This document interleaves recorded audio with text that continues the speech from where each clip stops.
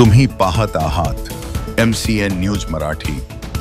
खरीपात शेतकऱ्यांना बियाणे, खते आदी निविष्ठांचा सुरळीत पुरवठा व्हावा, कुठेही साठेबाजी होता कामा नये। साठेबाजी निदर्शनास आल्यास शासनाकडून कडक कारवाई केली जाईल असा इशारा राज्याचे कामगार मंत्री तथा जिल्ह्याचे पालकमंत्री ॲडव्होकेट आकाश फुंडकर यांनी अकोला येथील नियोजन बैठकीमध्ये दिला। पालकमंत्र्यांच्या अध्यक्षतेत जिल्हा खरीप नियोजनाबाबत नियोजन भवनात बैठक झाली, त्यावेळी ते बोलत होते।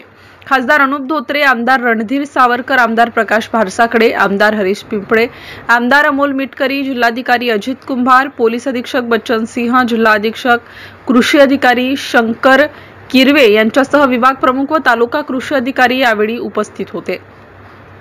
जिल्हा मध्यवर्ती सहकारी बँकेने विनासंमती शेतकऱ्यांचे कर्ज पुनर्गठन केल्याबाबतच्या तक्रारी आहेत। या संदर्भात संबंधितांवर जबाबदारी निश्चित होणे आवश्यक असून त्याचा अहवाल त्वरित सादर करण्याचे निर्देश सुद्धा पालकमंत्र्यांनी या प्रसंगी उपस्थितांना दिले।